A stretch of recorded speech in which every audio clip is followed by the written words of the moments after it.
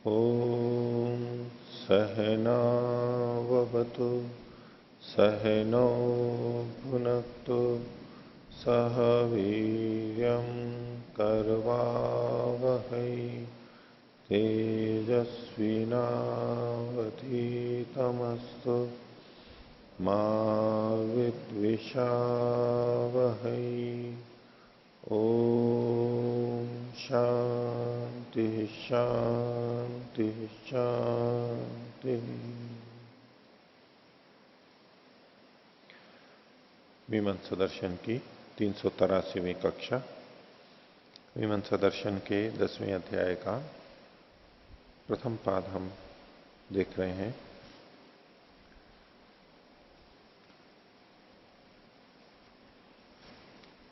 और इसमें 21वें सूत्र तक हमने पीछे किया था। 9वें अधिकरण के बीच में कुछ सूत्र किए थे पिछले पाठ में से। किन्हीं को कुछ पूछना है तो पूछ सकते। हाँ। ओ आचार्य जी, पृष्ठ संख्या 256 भाष्य की नीचे से चौथी पंक्ति। इसमें कह रहे हैं जी कि अपिच आराध उपकारक ही कर्म भी साम्यम भवति, कि जो आज्य भाग है उनकी आराध उपकारक कर्मों से समानता दिखाई जा रही है। उसके लिए आगे जो वचन दिया है अभिशुभा एतो यज्ञस्य यदाधारो इत्यादि, तो इस वचन से कैसे पता लगता है कि जो आज्य भाग आहुतियां हैं वो उनकी आराध उपकारक कर्मों से समानता है? तो इस वचन में अभिशुभा एतौ यज्ञ से यद आघारो, आघार है ये भी एक कर्म हो गया, और वो यज्ञ के लगाम के समान है। फिर कहा था चक्षुशिवा एतौ यद आज्य भागो, आज्य भाग ये भी है, ये भी एक कर्म है। और इसमें याग के इनको चक्षु कहा था। और यद प्रयाजा इज्जयंत वर्मवा ये तद यज्ञ से, प्रयाज है ये भी कर्म है, और ये याग के वर्म यानी कवच सुरक्षा के लिए जो होते हैं ऐसे इनको कहा गया। तो आघार और प्रयाज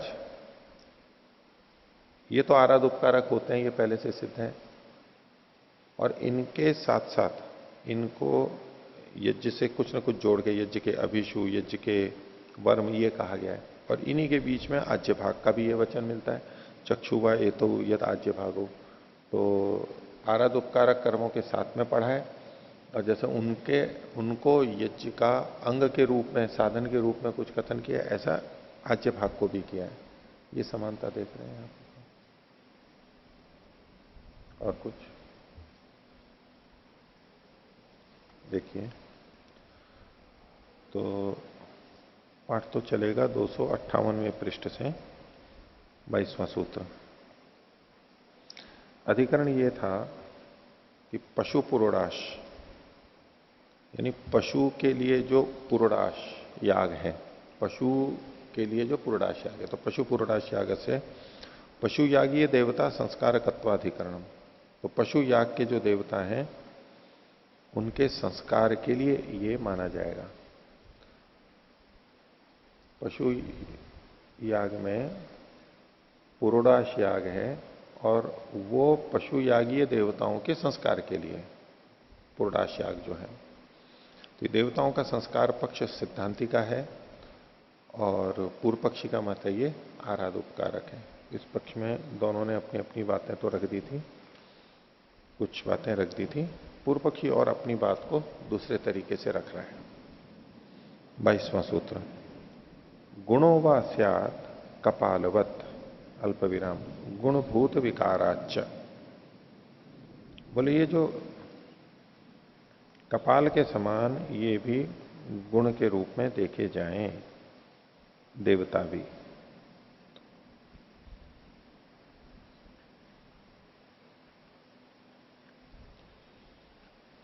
तो जो देवता हैं ये यहां पर गुण रूप में समझे जाएं और कपाल के समान समझे जाएं। एक ही वस्तु दो कार्यों के में प्रयोग हो जाती है, एक जगह मुख्य प्रयोजन है, दूसरी जगह गौण प्रयोजन उसका हो जाता है।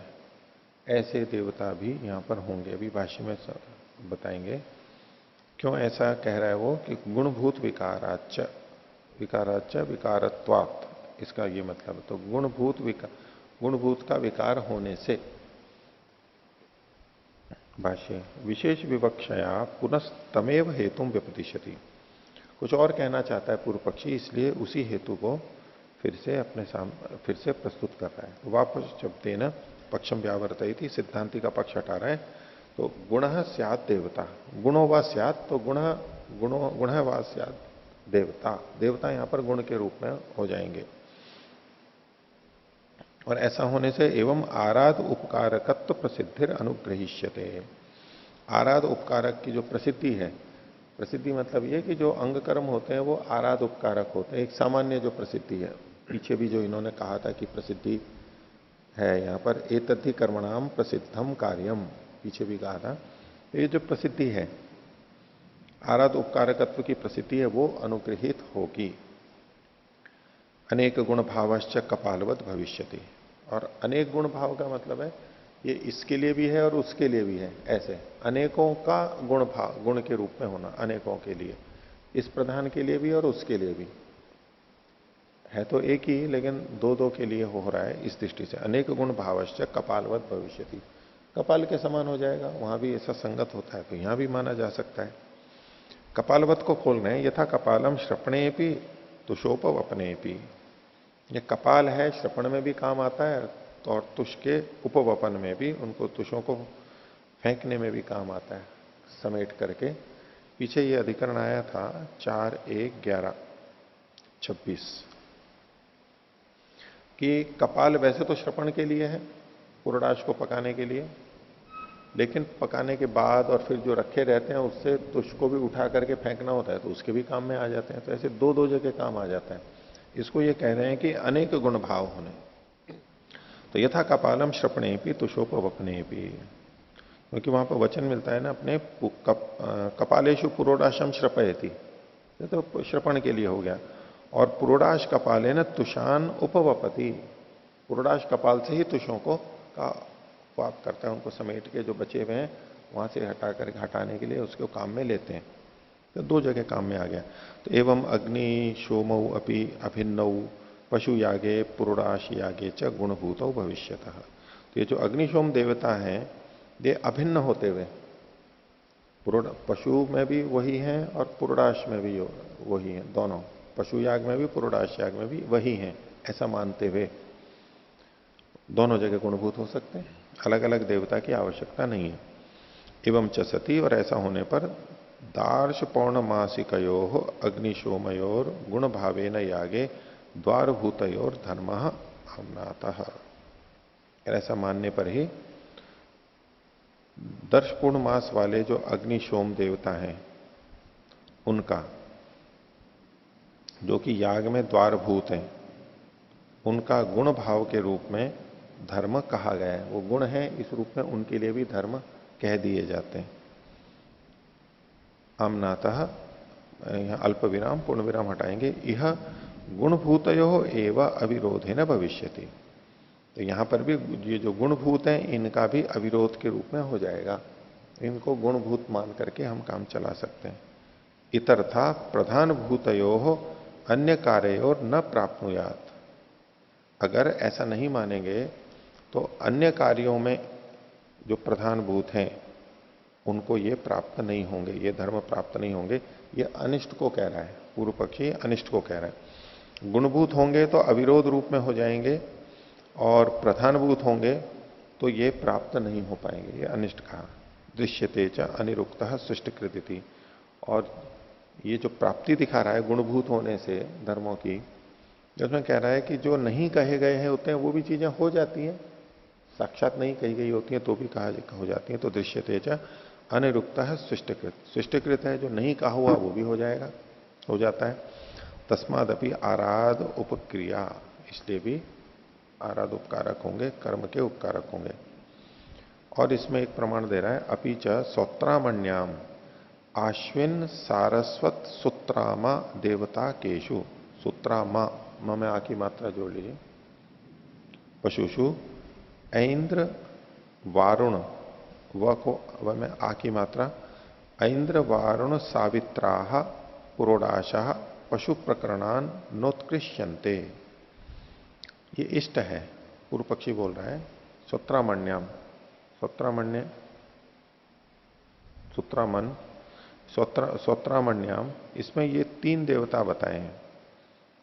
अश्विन, अश्विनी देवता, और वैसे ये पशु के लिए कहा जा रहा है इसलिए अश्विन, अश्विन देवता वाला, और सारस्वत, सरस्वती देवता, और सुत्रामन देवता वाले पशुओं में। सौत्रामण्य याग में पशु है और वो पशु इन देवताओं वाला है, ऐसे पशु में, उसके विषय में। ऐन्द्र वारुण सावित्रा पुरोडाशा, पुरोडाश किनका? ये इंद्र, वरुण और सवित्री, इन देवताओं वाला पुरोडाश है।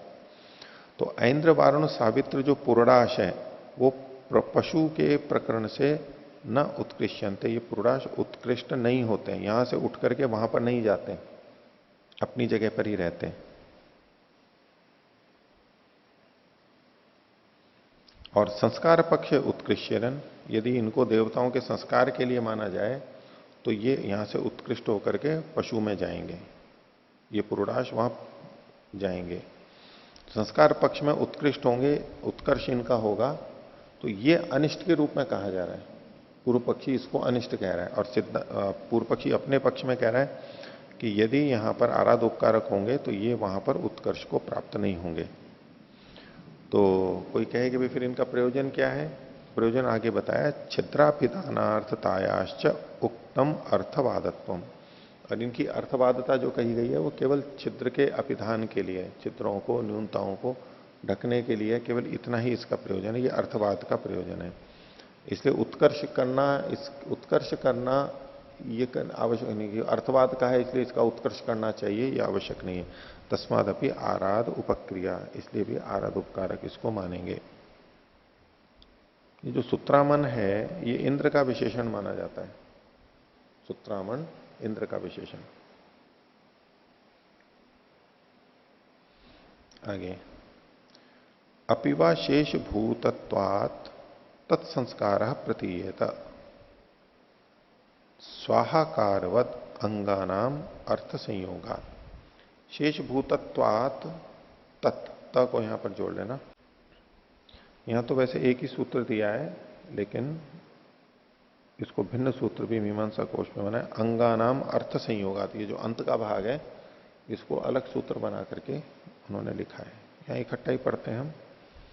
तो सिद्धांति कह रहा है अपिवा शेष भूतत्वात् संस्कार प्रतीयता, ये शेषभूत होने से, गुणभूत होने से ये तो संस्कार ही प्रतीत होगा।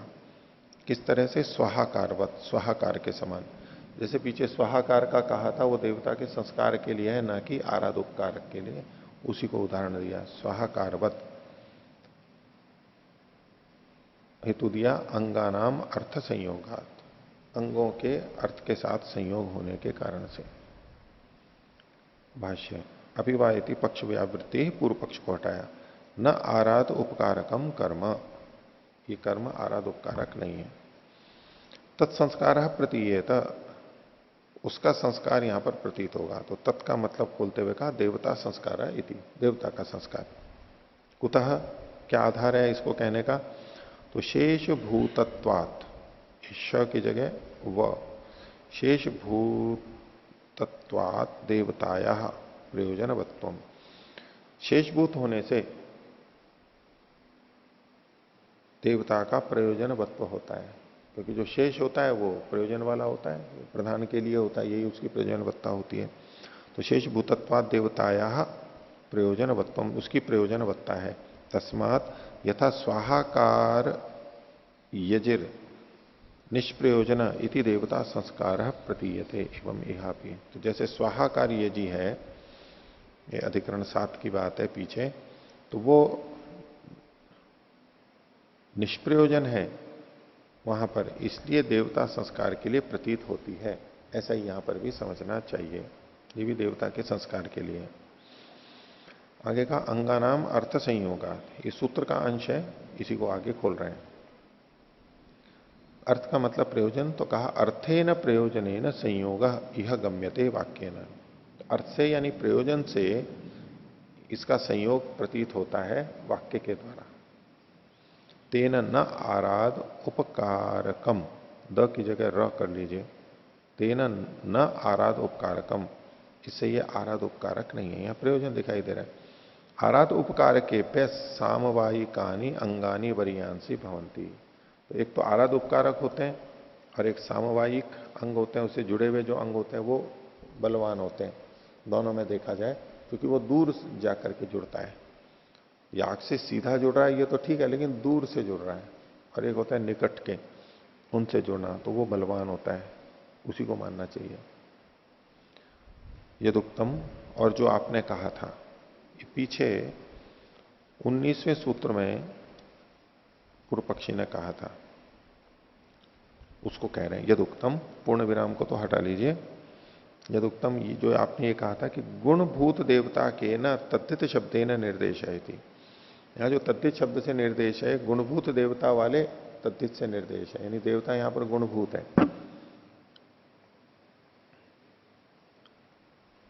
जो इन्होंने कहा था अग्नि शोमियम इति च गुणभूत देवता कस्थित शब्दों भवती, ये पूर्व पक्षी ने कहा था वहां पर 257वें पृष्ठ पर दूसरे अनुच्छेद में।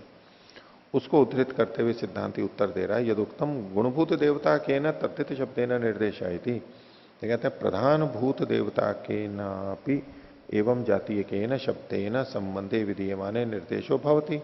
प्रधान भूत देवता वाले होने पर भी इस प्रकार के शब्दों का संबंध अगर यहां पर हो तो वो भी उसके इस प्रकार के संबंध के विधीयमान होने पर प्रधान से भी संबंध हो जाता है, निर्देश हो जाता है।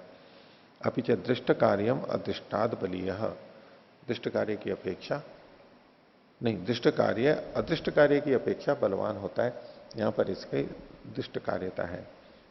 तस्मात संस्कार कर्म इति, इसलिए इसको संस्कार कर्म मानेंगे।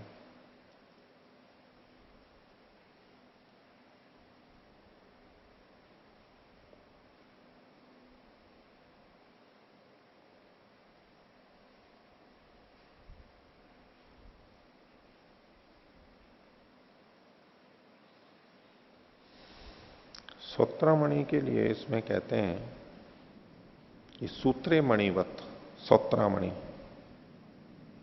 सूत्रे मणिवत, सोत्रामणि शब्द के लिए तो सर्वेशा विध्यंतानां मणिवत संग्रहो अत्र, सभी विध्यंतों का मणि के समान यहां पर संग्रह हो जाता है, सब जगह के जो मणि है वो यहां पर इकट्ठे हो जाते हैं।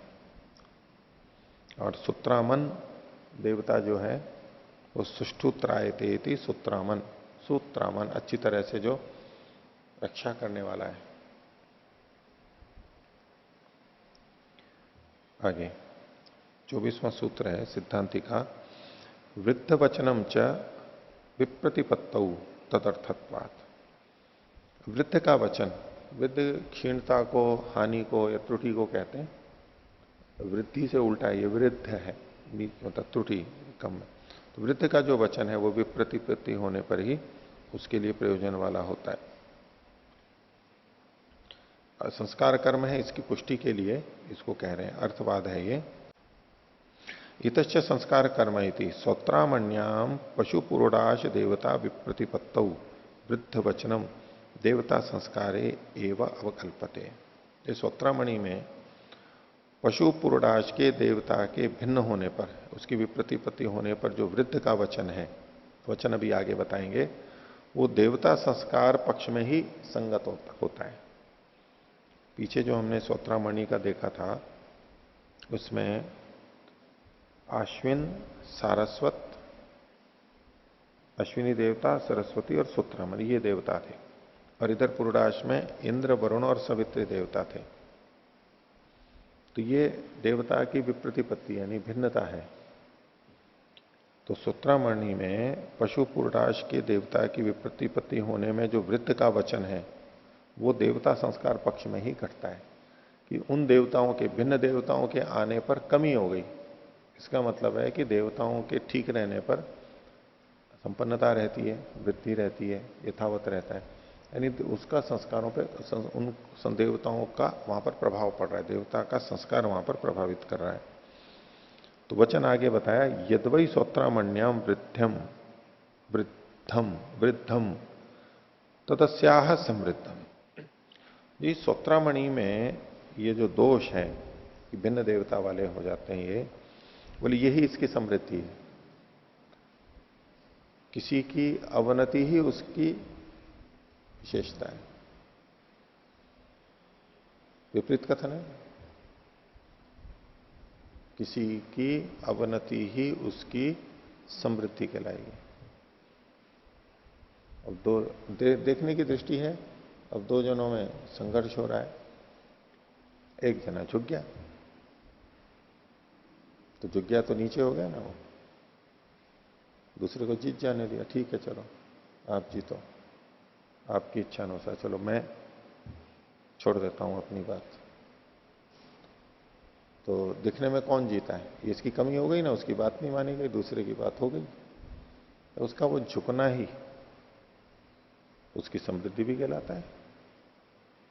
विनम्रता है वो उसकी वृत्ति है। वास्तव में जो झुक गया वो जीत गया, नहीं तो संघर्ष चलता रहता है। एक दृष्टि है।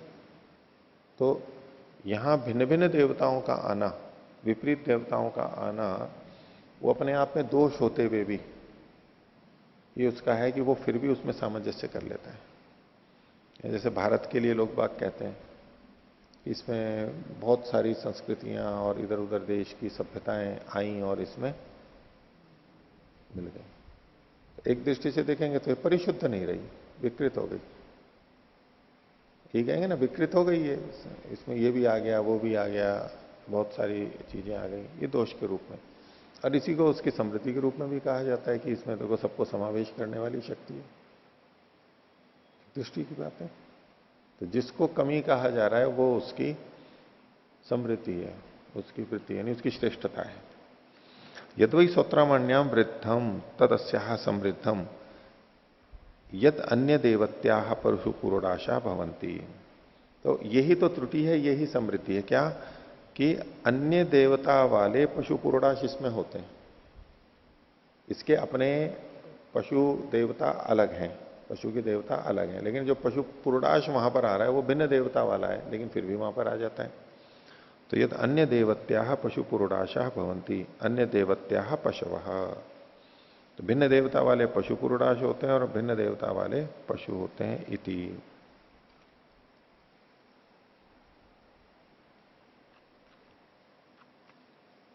सामान्यतः क्या होता है कि जो पशु के देवता होते हैं वो पुरोडाश के भी होते हैं। पीछे जो आया था यद देवत्य है पशु तद देवत्य है पशु पुरोडाशा, समान होता है और इसको अच्छा माना गया। लेकिन जब ये बदल गए, उधर वाले पशु पुरोडाश के यहां आए, उन्हीं देवता वाले आ गए, तो ये बदल गए, तो ये दोष के रूप में देखा जा रहा है। लेकिन यही समृद्धि के रूप में भी, यही उसकी समृद्धि है कि वो भी यहां पर चल जाता है।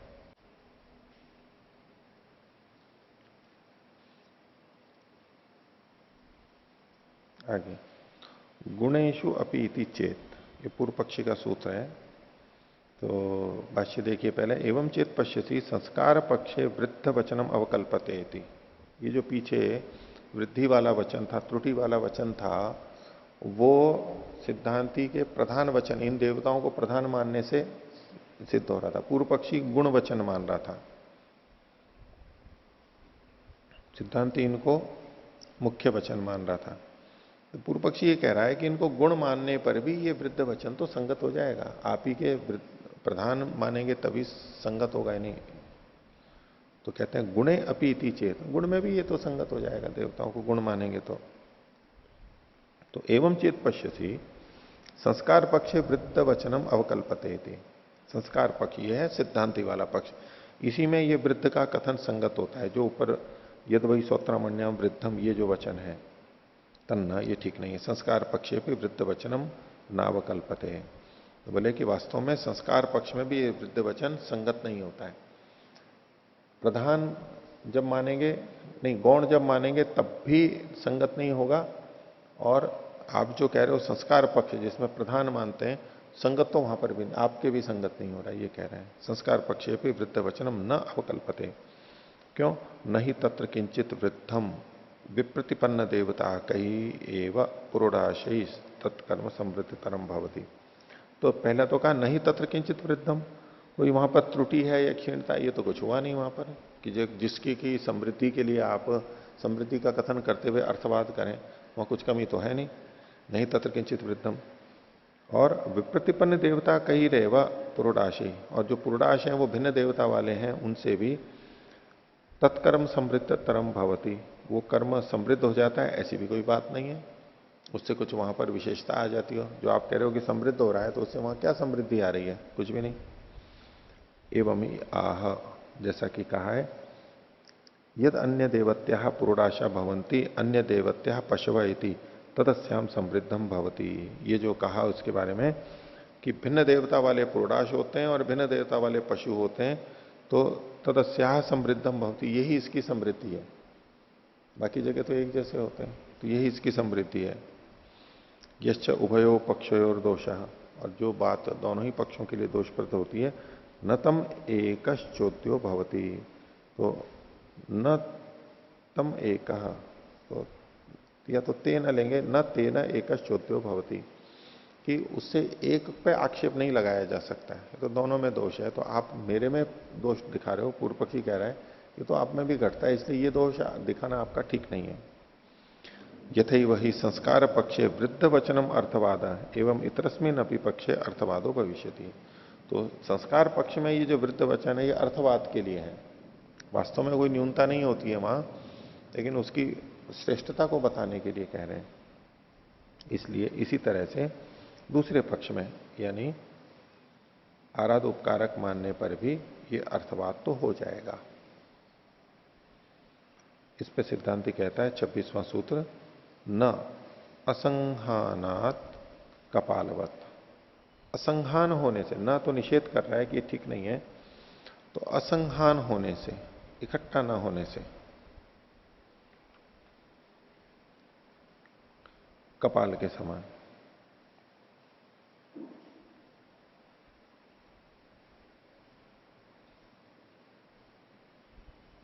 ये असंहान का, हान का मतलब है कम हो जाना, संहान मतलब अच्छी तरह कम हो जाना। तो न असंहानात मतलब कुछ कम ना होने से, समुच्चय नहीं, संहान मतलब न्यूनता ना होने से। भाष्य देखिए, नहीं तदेवं बहुदीय पक्षे न किंचित अपि हानम। तो पूर्व पक्षी ने कहा था मेरे पक्ष में भी ये वृद्ध शब्द लग जाएगा, अनुवाद ये अर्थवाद हो जाएगा। तो सिद्धांति कह रहा है कि आपके पक्ष में तो कुछ भी हीन नहीं हो रहा है, यानी वृद्ध नहीं हो रहा है। यथैकेन कपालेन तुषेषु उप्यमानेषु अन्येषाम कपालानाम न किंचित हीयते एवं अन्या देवताया पशुपुरोडाश यागे निर्वर्त्यमाने न किंचित पशु देवतायाम हीयते। उसने कपाल का उदाहरण दिया था पूर्व पक्षी ने, तो बोले कि जो कपालों के द्वारा तुषों का उपवपन जब किया जाता है, तो उसमें कपाल तो बहुत सारे होते हैं, तो उसमें से किसी एक कपाल से यदि तुषों का उपवपन कर दिया जाता है, तो उससे अन्य कपालों में कुछ हीनता नहीं आती है। ठीक है जी, किसी को भी लेकर के कर दिया, वो कोई विशेष नहीं हो जाता, किसी भी कपाल से कर देते हैं, तो अन्य कपालों में कुछ क्षीणता नहीं आती। इसी प्रकार से कि अन्यया देवताया पशुपुरोडाश आगे निर्वर्त्य माने, पशुपुरोडाश भिन्न देवता के द्वारा अगर संपन्न किया जाता है, तो उससे पशु देवता में कोई हीनता नहीं आती है। पशु देवता भिन्न है, पुरोडाश के देवता, पशु पुरोडाश के देवता भिन्न है। तो यदि वही देवता होते, पशु में भी वही देवता है, पुरोडाश में भी वही देवता है, अब यहां पर भिन्न भिन्न हो गए, तो पुरोडाश का देवता भिन्न होने से पशु का जो देवता है उसमें कोई भिन्नता नहीं आ गई, न्यूनता नहीं आ गई, वृद्धता क्या हो गई, वो तो अपनी जगह है जैसा है। तत्र अवृद्ध एवं वृद्ध वचनम भवती। तो तुम्हारे पक्ष में सिद्धांति पूर्व पक्षी को कह रहा है कि जहां कोई कमी है ही नहीं, उसमें भी वृद्ध वचन हो रहा है, यानी उसमें कमी का कथन, आपके कमी का कथन वहां पर आ रहा है। मदीय तो पक्षे देवता प्रकाशनम अंगभूतम हीयते। मेरे पक्ष में तो अंगभूत जो देवता का प्रकाशन है देवता को प्रकट करना है, वो क्षीण हो जाता है। अगर इसको नहीं लेंगे तो उन देवता का प्रकाशन नहीं हो पाएगा, ये हीनता है। दूसरों का होगा, कुछ का नहीं होगा। तो तत् अन्यत एतद उच्यते। इसमें एक बात और ये कह रहे हैं कि यद वृद्धम अपनी समृद्धम भवती, जो वृद्ध होता है वो समृद्ध होता है। सिद्धांत ये कह रहा है मेरे अपने पक्ष में कि इसमें तो कुछ न्यूनता है, तो इसमें कुछ समृद्धि को हम कह सकते हैं, लेकिन अहीने तो, लेकिन जिस पक्ष में कुछ क्षीण ही नहीं हुआ है आपके पक्ष में, यानी पूर्व पक्षी के मत में, यानी यथावत है, कोई अंतर ही नहीं है। अहीने तो वृद्ध शब्द उच्चरित है न शब्दार्थो गृहीता थी। तो जो वृद्ध शब्द है उसका शब्द का अर्थ यानी अनवर्थता वहां पर नहीं घटती है। मेरे पक्ष में तो अनवर्थता वहां पर घटती है, इसलिए मेरे पक्ष में संगत है, आपके पक्ष में ठीक नहीं है। दोनों में समान नहीं कह सकते हो आप। आगे ग्रहाणाम च संप्रतिपत्तौ तदवचनम तदर्थत्वात्। सिद्धांति का सूत्र है, ग्रह कर लेना, इसको गिरी लिखा हुआ है।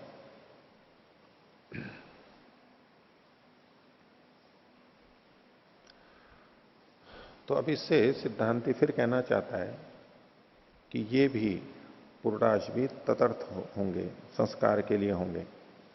तो ग्रहों की जगह पे इसका कथन होता है, ग्रह के समान उसका कथन आगे होता है। ग्रहाणाम च संप्रतिपत्तौ, ग्रहों की संप्रतिपत्ति में स्मरण करने में कि यहां ग्रहों का प्रयोग किया जाना चाहिए, वहां तद वचनम, इन पूर्णाशों का वचन आ जाता है, उसकी जगह पे वो हो जाएंगे।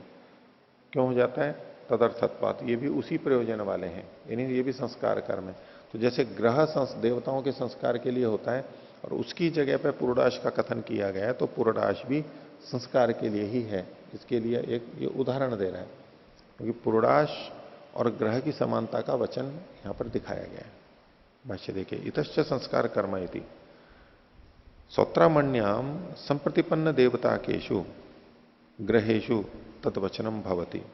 तो सूत्रामणि में संप्रतिपन्न देवता, यहां जो देवता हैं वहां पर पहले से कहे गए हैं, उन्हीं संप्रतिपन्न देवता वाले जो ग्रह हैं, जिनके देवता निश्चित हैं, उन ग्रहों के बारे में तत्वचनम भवति, ये वचन होता है।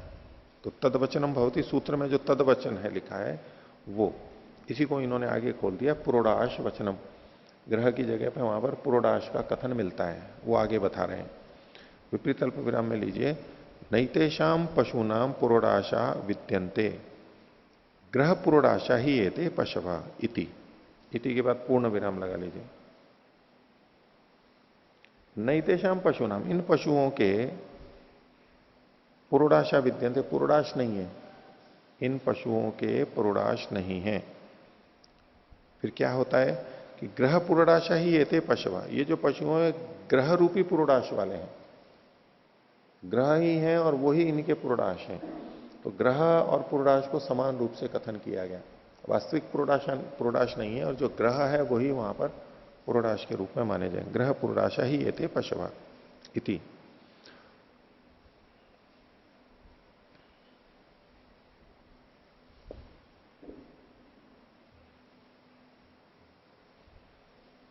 तो इस कथन से ये पुरोडाश वचन यहां से तत्वचन हो रहा है, तत्वचन पुरोडाश का वचन। तो न तावत न विद्यन्ते, तो ऐसा नहीं है कि वहां पर पुरोडाश नहीं होते हैं, वहां तो पुरोडाश है, लेकिन फिर ये कथन क्यों है कि विप्रतिपन्न देवता कईस्तु संस्कारा भावम आलोच्य एवं उच्यते। जब विप्रतिपन्न देवता वाले होंगे, भिन्न देवता वाले होंगे, तो वहां पर संस्कार के अभाव को देखते हुए ये कहा गया है। क्योंकि जब विप्रतिपन्न देवता वाले होंगे वहां पुरोडाश होगा नहीं, ग्रह तो होंगे, तो उन ग्रहों को ही पुरोडाश के रूप में कथन किया गया है। जहां मुख्य कथन है वहां तो पुरोडाश भी हैं उनके लिए, वो हो जाएंगे। तो विप्रतिपन्न देवता का स्तु संस्काराभावम आलोच्य, उनके संस्कार के अभाव को देखते हुए ये कथन किया गया। आगे खोल रहे हैं, ग्रहा एशाम पुरोडाशा, ग्रह ही इनके पुरोडाश है। आगे वचन है विपरीत अल्प विराम में, ग्रह पुरोडाशा ह्येते इति। ग्रह पुरोडाशा ह्येते, इसको विपरीत अल्प विराम में ले लीजिए। अर्थ तो यही है, ग्रह एशाम पुरोडाशा, ये वाक्यार्थ बोध है।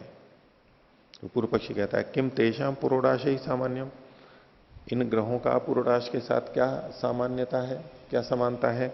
तो सिद्धांत कहता है यदेते देवता संस्कारार्था, कि ये जो ग्रह हैं ये देवता के संस्कार के लिए हैं। यदि पुरोडाशा भी देव संस्कारार्था, अल्प विराम तदा, तदा का अध्याय कर लेंगे, तदा एवं एतत् अवकल्पते।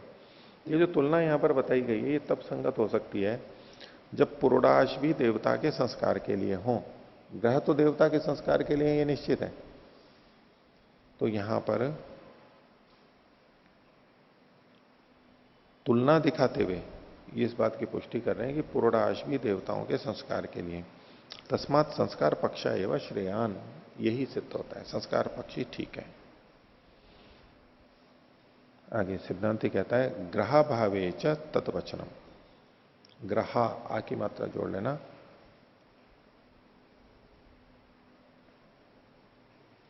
ग्रह का अभाव होने पर भी वचन मिलता है। एवं श्रूयते, विपरीत अल्प विराम में लीजिए आगे, नहीं तस्य पशोर ग्रहम गृहणंती पुरोडाशा पुरोडाशवान एश पशुरीति।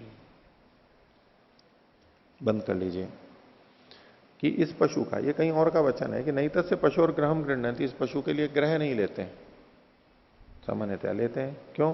पुरोडाशवान एश पशुरीति, क्योंकि ये पुरोडाशवान है। अब यहां भी ग्रह और पुरोडाश की समानता देखते हुए कथन किया गया है। तो पशु पुरोडाश वत्ता हेतुकम ग्रहा भावम ब्रुवन, पशु के पुरोडाश वाला होना इस हेतु को कहते हुए, इस हेतु वाले ग्रह के अभाव को यहां पर बताया जा रहा है। उस हेतु को देते हुए ग्रह के अभाव को जो बताया जा रहा है बोलते हुए, ग्रह पुरोडाशयोर एकार्थताम दर्शयती, तो परोक्ष रूप से अर्थापत्ति ये निकल जाएगी कि ग्रह और पुरोडाश की एकार्थता है, ये नहीं तो ये हो जाएगा। तत्र ग्रह से देवता संस्कारार्थता अविज्ञाता, तो ग्रह देवता के संस्कार के लिए है, ये पहले से सिद्ध है। अभी तक तो समानता थी, लेकिन समानता के आधार पर पुरोडाश भी संस्कार के लिए है, ये कैसे सिद्ध होगा? क्योंकि उन्होंने कहा कि ग्रह की देवता संस्कारार्थता तो विज्ञात है, पहले से सिद्ध है। यदि पुरोडाशोपी देवता संस्कारार्थ एवं एतद अवकल्पते, यदि हम पुरोडाश को भी देवता के संस्कार के लिए मानेंगे तो ये वचन संगत हो पाते हैं। पिछले सूत्र में भी ऐसा था, इस सूत्र में भी ऐसा ही। आगे सिद्धांति कहता है 29वां सूत्र, देवतायाश्च हेतुत्वम प्रसिद्धम तेन दर्शयति, और देवता को लेकर के भाष्य देखिए, इतश्च पश्चाम संस्कार कर्मयति एवं ही आमनायते, ये वचन है अग्निभ्य कामेभ्य पशवा आलभ्यन्ते। कामेभ्य के बाद जो अल्प विराम है वो हटा दीजिए, तो अग्निभ्य कामेभ्य पशवा आलभ्यन्ते, अल्प विराम है ही, कामावा अग्नय आग्नेया पुरोडाशा भवंती आग्नेया ही पशव इति, पशव के बाद बंद कर लीजिए इसे।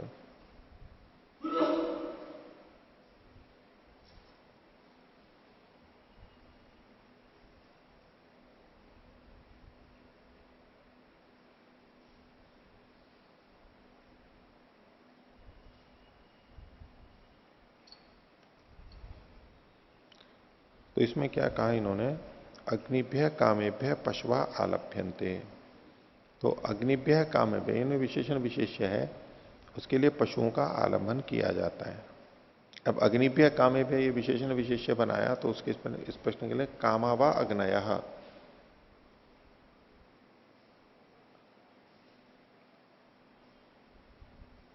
अग्नि के लिए, अग्नियों के लिए, काम के लिए पशुओं का आलभन किया जाता है। तो काम और अग्नि को साथ साथ जोड़ करके बोल रहे हैं, कामावा अग्नय, अग्निया है वो काम है, क्योंकि काम है वो अग्निया है। तो पशु उसके लिए लिए जाते हैं, आग्नेया पुरोडाशा भवंती, और अग्नि देवता वाले पुरोडाश होते हैं, आग्नेया ही पशवा, और पशु भी अग्नि देवता वाले होते हैं। इस प्रकार से पशु देवता हेतुकान पुरोडाशान ब्रुवता, पशु देवता के हेतु वाले, पशु देवता हेतुकान पुरोडाशान, ये आग्नेया पुरोडाशा, ये जो वचन है पुरोडाशान ब्रुवन, उसको बोलते हुए देवता संस्कारार्थताम पुरोडाशानाम दर्शयति। तो जैसे पशु होता है वो देवता के संस्कार के लिए होता है, ऐसे ही पुरोडाश भी देवता के लिए, अग्नि के संस्कार के लिए है। इसकी संस्कारार्थता को बताता है, पुरोडाशों की देवता संस्कारार्थता को इससे बताया जा रहा है।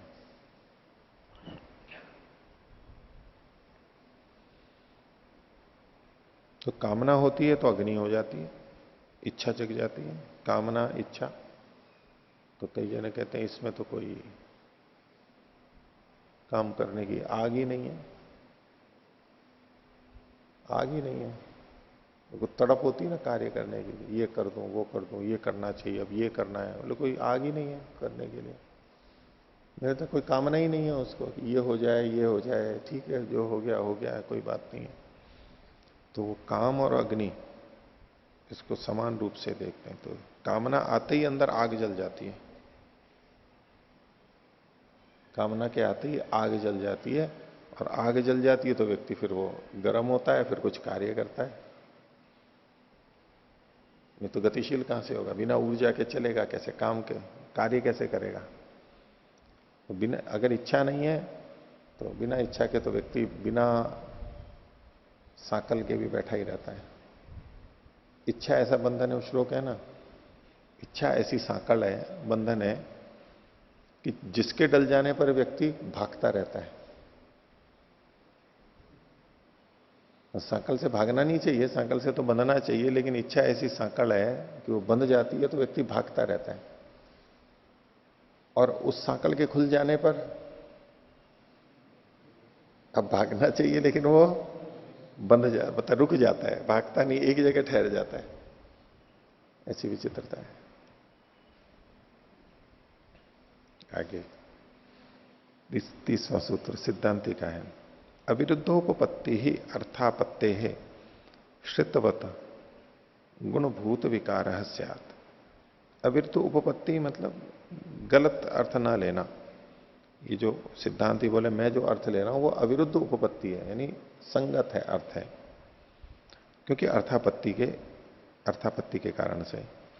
और श्रितवत, श्रित के समान, श्रित का उदाहरण देंगे उसके समान, गुणभूत विकार स्यात्। श्रितवत को अलग कर लेंगे, गुणभूत विकार स्यात्, ये गुणभूत विकार होगा।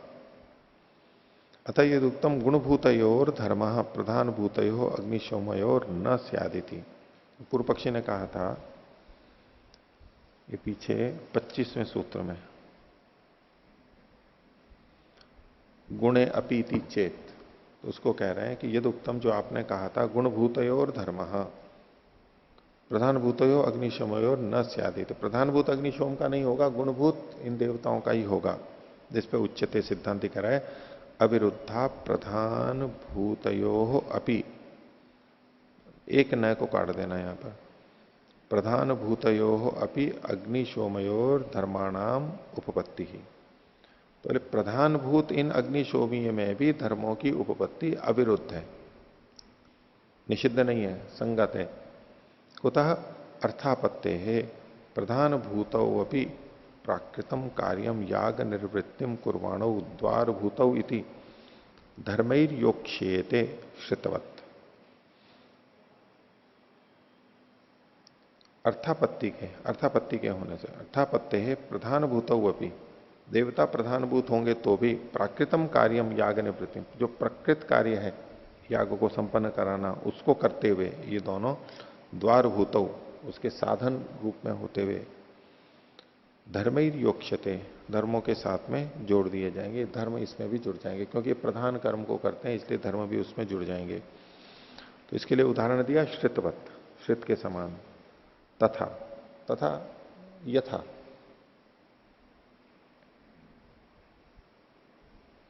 उदाहरण देते समय हम तो प्राय यथा ही बोलते हैं, लेकिन ये तथा बहुत जगह यहां पर मिलता है, हम उस तथा को यथा कर देते हैं।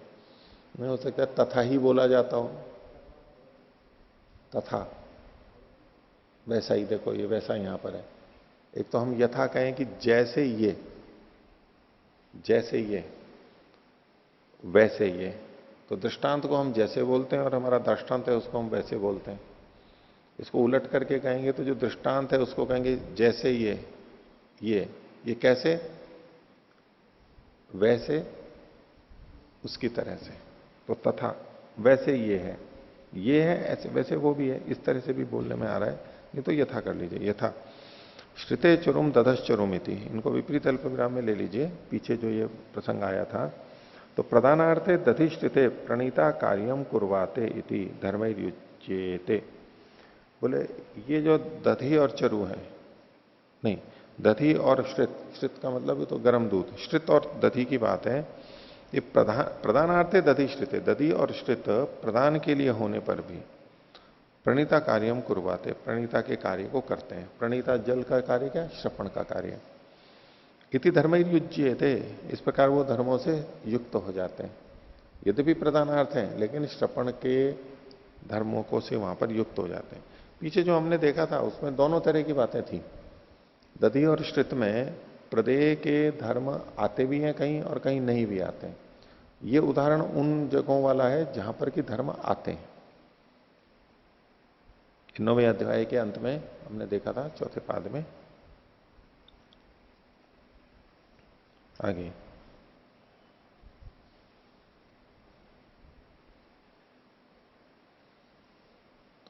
स द्व्यर्थ सैत् उभयो श्रुति भूतत्वाद विप्रतिपत्तौ तादर्थ्यात विकारत्व उक्तम सैत् अर्थवादत्व। ये सिद्धांति का ही सूत्र है और पूर्व पक्षी ने जो बातें रखी थी उसका समाधान यहां पर है। तो ये कहें सद्व्यर्थ स्यात् उभयो श्रुति भूतत्वाद, दोनों के श्रुतिभूत होने से, यानी दोनों के पक्ष में श्रुति मिलने से उद्व्यर्थ हो जाएगा, दोनों के लिए हो जाएगा। पूर्व पक्षी का कहना था एक ही के लिए होगा, बोले दोनों के लिए हो जाएगा वचन होने के कारण। विप्रतिपत्तौ तादर्थ्यात विकारत्वम उक्तम, विप्रतिपत्ति होने में, भिन्न भिन्न होने में तादर्थ से उसका विकार कहा गया है। तस्य अर्थवादत्वम, इसका अर्थवाद वहां पर है। अथ यदुक्तम ऐन्द्र वारुण सावित्राणाम पुरोडाशानाम। देखो पुरोडाश कैसा था, इंद्र वरुण और सावित्री, यानी इंद्र वरुण और सवित्री देवता वाला, उन पुरोडाशों का। पीछे जो हमने देखा था सूत्र 22 में, सूत्र 22 में नीचे जो था, नीचे से तीसरी पंक्ति, ऐन्द्र वारुण सावित्रा पुरोडाशा, ये देवताओं के जो अलग अलग नाम है। अब उस 22वें सूत्र का जो ये उदाहरण था उसका उत्तर यहां पर दे रहे हैं। तो ऐन्द्र वारुण सावित्राणाम पुरोडाशानाम सौत्रामणि प्रकरणात उत्कर्ष प्राप्त होती, इनका उत्कर्ष वहां पर प्राप्त होता है। ये वहां पर अनिष्ट के रूप में कथन किया गया था। पूर्व पक्षी ने कहा था वहां पर संस्कार पक्ष उत्कृष्यरन, उसको अपने पक्ष में कहा था पशु प्रकरणान नोत्कृष्यन्ते। पूर्व पक्षी ने अपने मत में कहा था कि इनका उत्कर्ष नहीं होता और उसको इष्ट माना था, इष्ट कहा था, इष्ट है वो। और संस्कार पक्ष में इनका उत्कर्ष होने लगेगा, ये अनिष्ट कहा था। वो जो उत्कर्ष को अनिष्ट कहा था, अब वो उत्कर्ष अनिष्ट है, उसका समाधान यहां पर सिद्धांति कर रहा है कि पुरोडाशानम स्वत्रामणि प्रकरणात उत्कर्ष प्राप्त होती। मेरे पक्ष में जब इसको संस्कार पक्ष मानेंगे तो इनका उत्कर्ष प्राप्त हो रहा है। ये जो अनिष्ट था तत्र इदम उच्यते, उसमें मैं अब ये बात कह रहा हूं। सद्व्यर्थो यागो देवता संस्कारार्थ चित्रापिधानार्थश्च। ये जो याग है ये दोनों प्रयोजन के लिए, देवताओं के संस्कार के लिए भी है और चित्र के अपिधान के लिए भी है। वहां पर देखिए 22वें सूत्र के अंत में पूर्व पक्षी ने कहा था छिद्रापिदानार्थतायाश्च उक्तम अर्थवादत्वम। वो छिद्र को ढकने के रूप में अर्थवाद वहां पर था। तो छिद्रापिधान को तो पूर्व पक्षी मान रहा था, लेकिन देवता के संस्कार को वो नहीं मान रहा। तो सिद्धांति कह रहा है ये देवता के संस्कार के लिए भी हो जाएगा, दोनों के लिए हो जाएगा। तो सद्वर्थो यागो देवता संस्कारार्थ छिद्रापिधानार्थश्च, छिद्रापिधान ये दूसरा प्रयोजन हो गया। उभयो अर्थयो श्रुति भूतत्वात्। क्यों ऐसा मानेंगे, क्योंकि दोनों ही अर्थ, दोनों ही प्रयोजन जो है वो श्रुतिभूत है, शास्त्र के वचन इसमें प्रमाण है। अतो विप्रतिपन्न देवता केशु छिद्रापिदानार्थतया प्रकरणाद उत्कर्षो न भविष्यति। इसलिए जहां विभिन्न देवता वाले होंगे, विप्रतिपन्न देवता वाले होंगे, वहां पर छिद्र के ढकने के लिए प्रकरण से उनका उत्कर्ष नहीं होगा। तत्प्रकरणगत एवायम विकारो भविष्यति।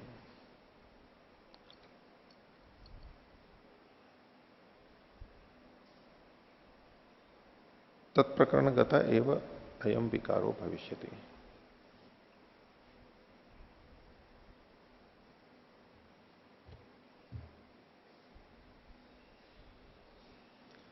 बाईस के अंत में जो कहा इन्होंने,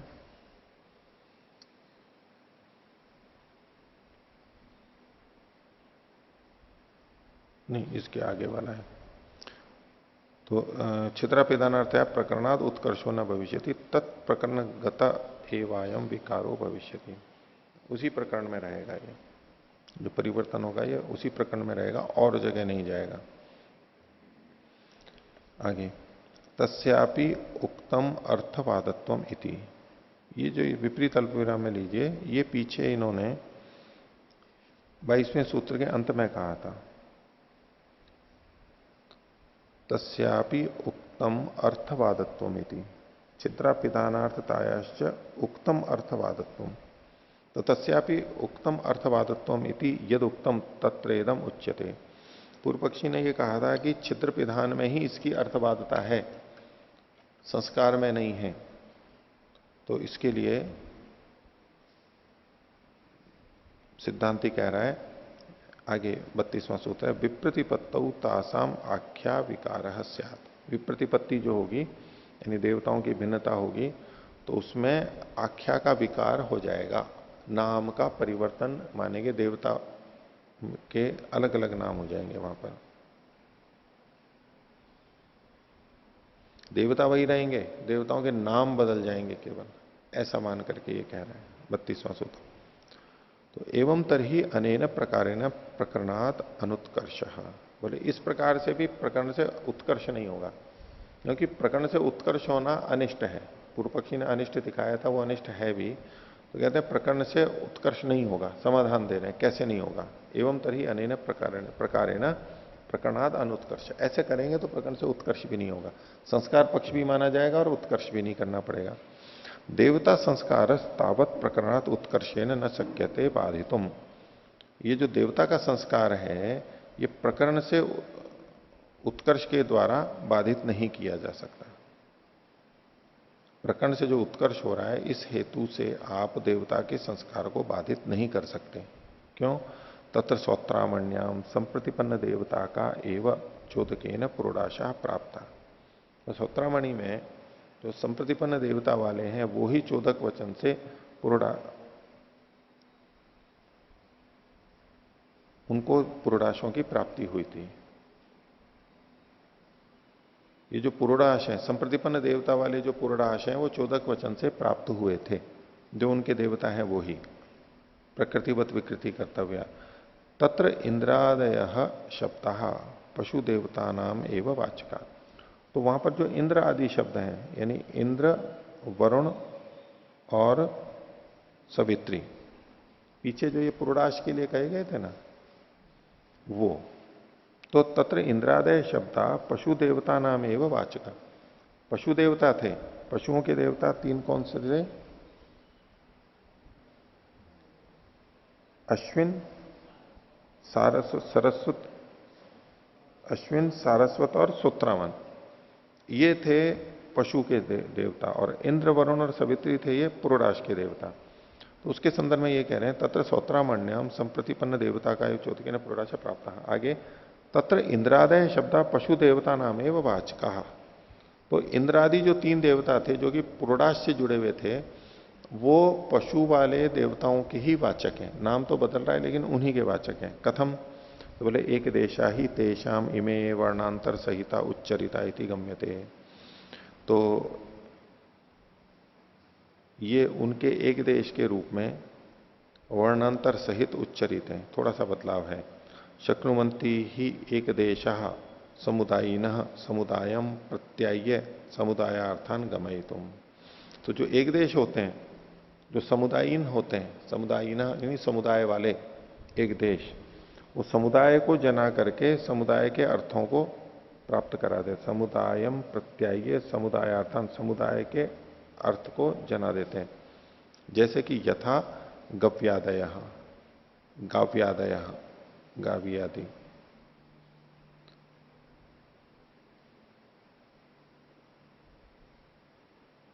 अब ये जो है गावी आदि, जो यूं कहना चाहते हैं, मेरे को ऐसा समझ में आ रहा है, गावी आदि तो गऊ है, गऊ से गावी जो बन जाता है, तो उसमें कुछ न कुछ एक देश वहां मिलता रहता है।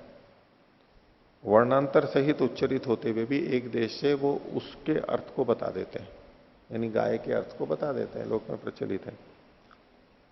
यथाच सरस्वती देवता के निगदे, सरस्वती देवता वाले निगद में आगे ये वचन है, सरस्वती देव निदो निबर्हय प्रजाम विश्वस्य वृषयस्य मायिना इति।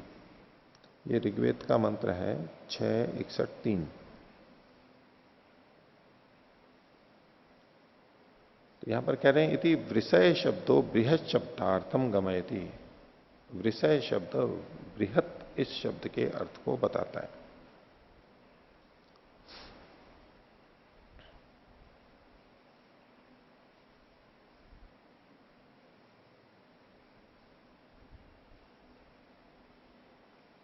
वैसे महर्षि ने इसका निबर्हय का अविद्या छेदकस्य ये लिखा है।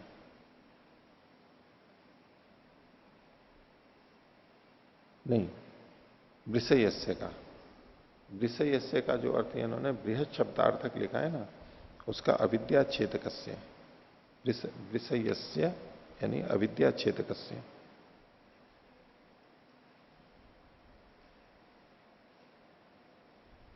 महिला के लिए वहां पर लिखा है कि वो जो दोषों से युक्त विद्वान है उनको अलग करने वाली है। उसको पता रहता है कि ये ठीक नहीं है, ये ठीक है, तो वो भेद करके वहां पर यथा योग्य सम्मान करती है। परिवार में जो आते हैं उसमें जो उचित विद्वान है उनका सम्मान करती है, जो दोष युक्त है उनको अलग कर देती है इस रूप में। तो सरस्वती देवनिदो निबर्हय प्रजाम विश्वस्य विषयस्य मायिना इति विषय शब्दों बृहत शब्दार्थम गमयति। तो ये कहना क्या चाह रहे हैं यहां पर कि एक देश जो होता है ये वर्णांतर सहित उच्चरित होते हुए भी ये उसी अर्थ को बताते हैं। तो विषय शब्द बृहत का वाचक है।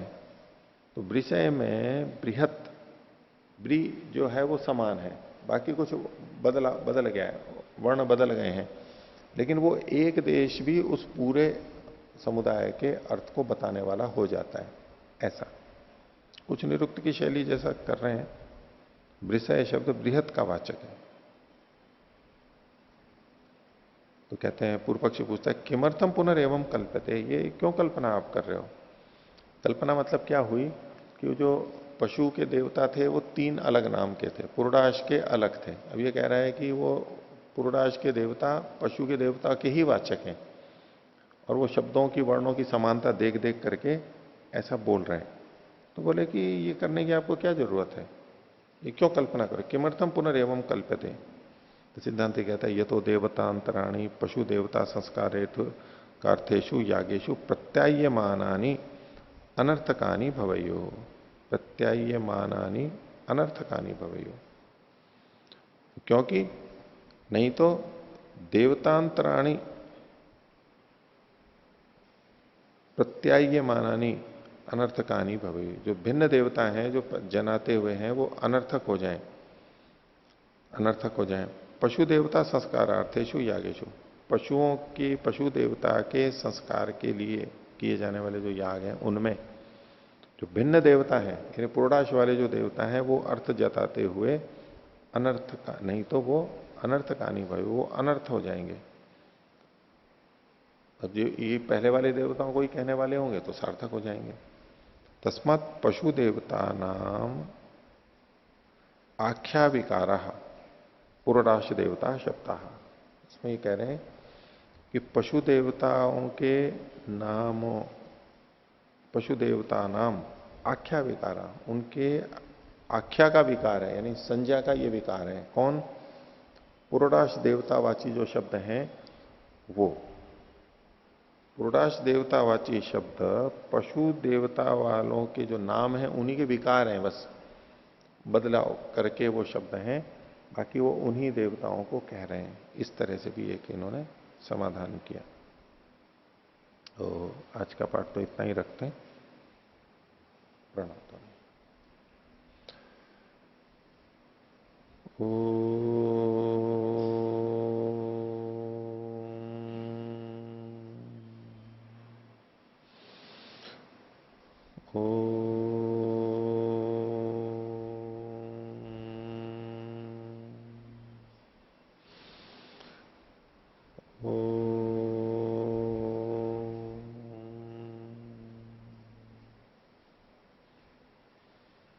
सभी को सदा विवाद है। ओम शांति।